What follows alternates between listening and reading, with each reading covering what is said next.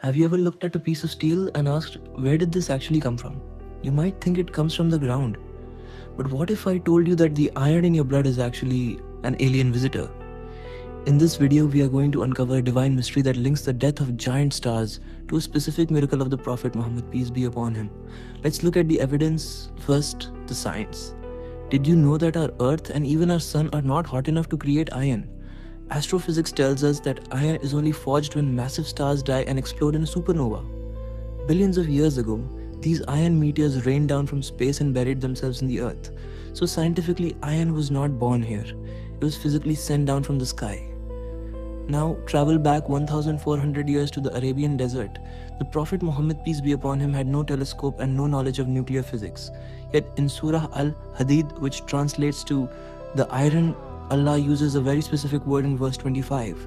He does not say khalaqna, we created. He says wa anzalna al-hadid, and we send down iron. Why use the phrase send down for a metal we dig from mines? Because the author of the Quran is the master of the universe. The verse finishes by saying there are benefits for humanity. Today we know that the iron sent down to Earth's core creates a magnetic shield. It protects us from the sun's deadly radiation.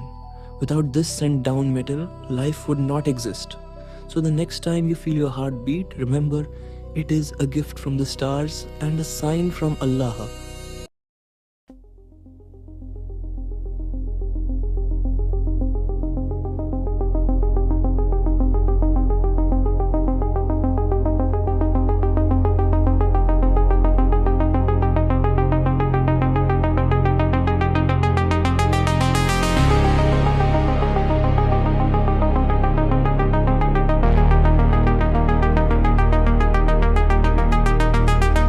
Have you ever tasted your own blood? It tastes metallic. That is because your veins are flowing with iron. Allah says in the Quran, we will show them our signs in the horizons and within themselves until it becomes clear to them that it is the truth. We think iron belongs to this earth because we take it from the ground. But the truth is, it is a traveler. Every single atom of iron in your body is a visitor from the heavens. It traveled billions of years across the vastness of Allah's creation to reach you. And the story of how Al-Khaliq, the creator, brought it here begins with the death of a star. Deep in the cosmos, stars are like massive factories working by the command of Allah. They fuse elements together. Hydrogen becomes helium. Helium becomes carbon. It is a beautiful system of light and heat. But there is a limit. When a star tries to create iron in its core, the balance changes. Iron is heavy. It consumes energy. The star can no longer sustain itself. By the divine decree, the star collapses. A supernova, a massive explosion that lights up the galaxy. In this violent moment, Allah's command comes to pass. The iron is forged and blasted out into the darkness of space. This is the scientific reality. Our solar system was too cool to create iron. It was bombarded from above. Physical chunks of metal raining down from the heavens, burying themselves into the early earth. Science confirms iron was not born here. It was sent down. Now travel back 1400 years to the sands of Arabia. There were no telescopes, no observatories, no nuclear physics. There was only an unlettered man, the final messenger, Prophet Muhammad, peace be upon him. He PBOA could not read or write. He did not study geology.